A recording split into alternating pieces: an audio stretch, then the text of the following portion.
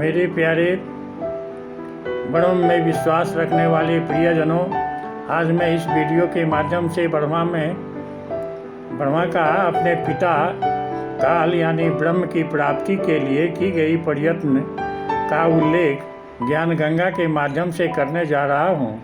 इसके लिए कृपया आप अपना अमूल्य समय निकालकर ध्यान मुद्रा में आकर अपनी शक्ति को भक्ति में अर्पण करेंगे तो जन जीवन धन्य हो जाएगा। कृपया एकाग्रचित्त होकर सुने। यदि आप नए हैं तो इस चैनल को लाइक और सब्सक्राइब अवश्य करेंगे तथा भक्ति का आनंद उठाएंगे।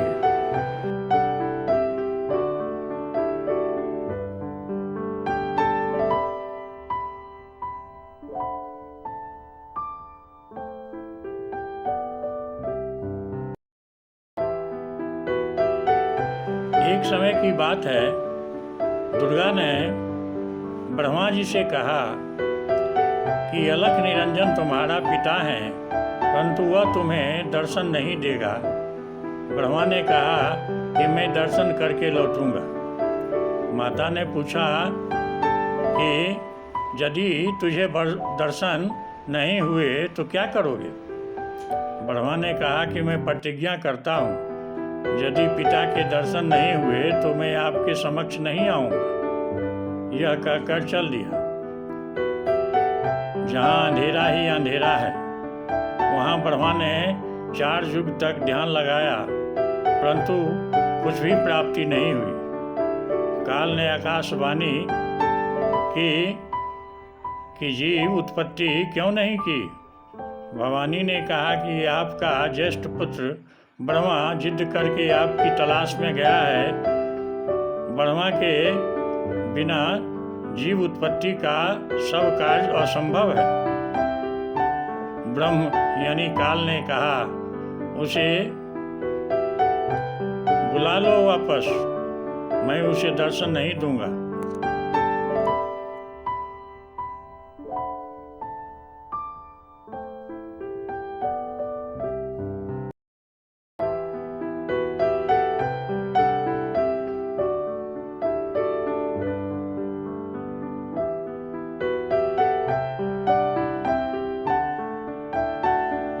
तब दुर्गा ने अपनी शब्द शक्ति से गायत्री नाम की लड़की उत्पन्न की तथा उसे ब्रह्मा को लौटा लाने को कहा।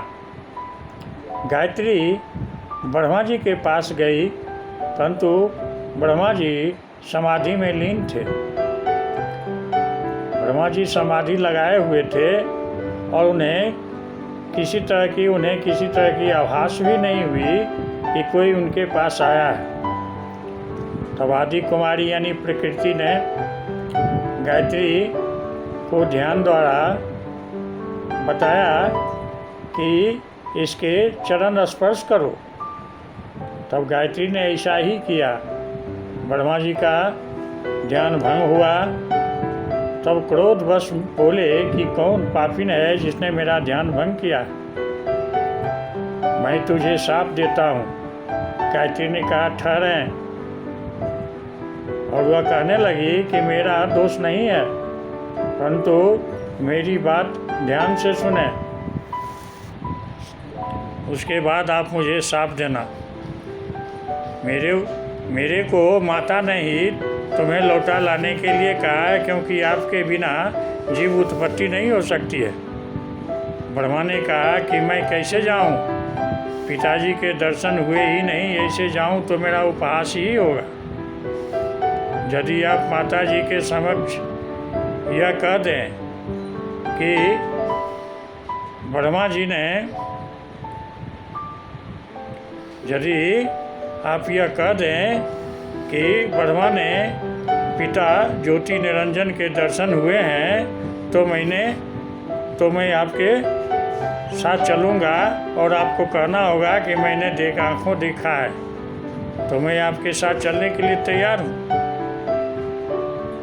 तब गायत्री ने कहा कि आप मेरे साथ संभोग करेंगे तो मैं आपकी झूठी साक्षी यानी गवाह भरूंगी।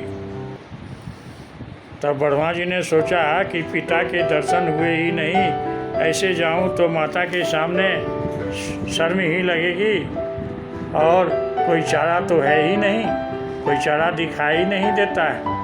फिर गायत्री से उन्होंने रति क्रिया की।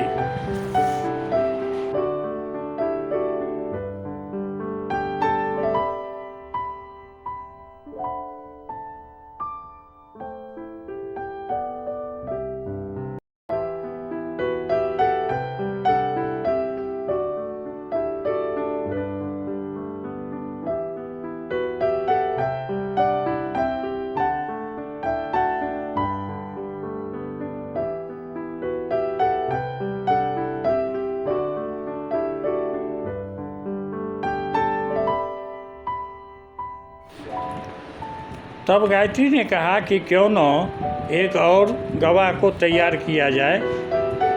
ब्रह्मा ने कहा बहुत ही अच्छी बात है।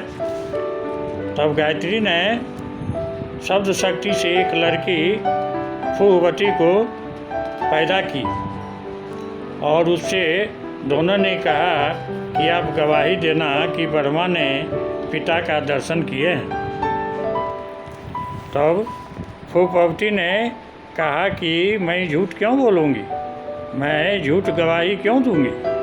हाँ, यदि ब्रह्मा मेरे साथ रति क्रिया करें और गवाही दे सकते हैं। तो गायत्री ने कहा कि ठीक है, मैं ब्रह्मा को समझाऊंगा। तो गायत्री ने ब्रह्मा जी को समझाया, यानी उनको उकसाया, किंतु कोई चारा नहीं देखकर ब्रह्मा जी ने फूहवती के साथ रति क्रिया की और तीनों मिलकर आदिमाया प्रकृति के पास पहुंच गए।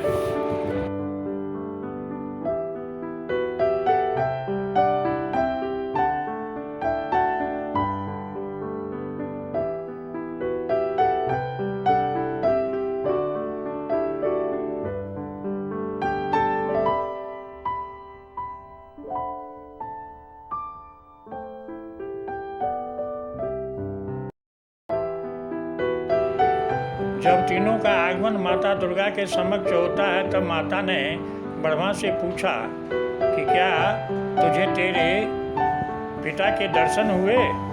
ब्रह्मा ने कहा कि हाँ, मुझे दर्शन पिता के हुए। दुर्गा ने कहा कि साक्षी बताओ।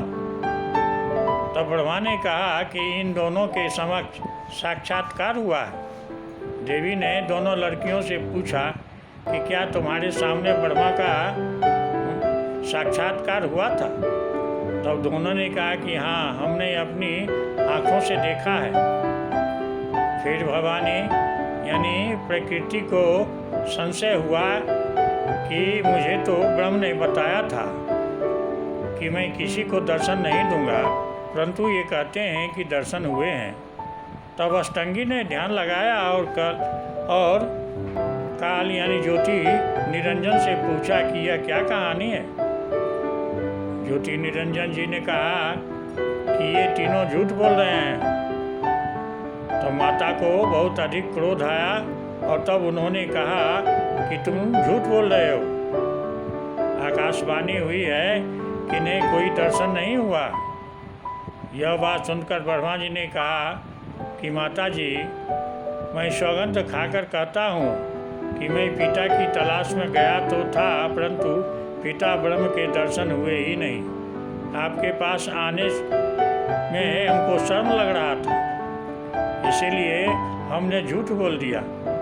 तब माता दुर्गा ने कहा कि अब मैं तुम्हें शाप देती हूँ, तेरी पूजा जग में नहीं होंगे। आगे तेरे वंशज होंगे, वे बहुत ही पाखंड करेंगे, झूठ बात बनाकर सबको ठगेंगे। ऊपर से तो कर्म कांड करते दिखाई देंगे और अंदर से विकार करेंगे। कथा पुराणों से को पढ़कर सुनाया करेंगे। स्वयं को ज्ञान नहीं होगा कि वह सद्गुणों का वास्तविकता क्या है। फिर भी मान, यश और धन प्राप्ति के लिए गुरु बनकर अनुयायियों को लोक वेद शास्त्र के विरुद्ध दंत कथा सुनाए करेंगे। इस तरह से आज का एपिसोड यहीं समाप्त होता है। फिर मैं अगले एपिसोड में इसका जो शेष भाग है मैं आपको बताने जा रहा हूँ। तब तक के लिए मुझे आज्ञा दीजिए। जय हिंद, जय भारत, जय श्री राम, जय श्री राम, जय श्री राम, जय माँ गंगा, जय माँ गंगा, जय जय जय जय जय श्री राम।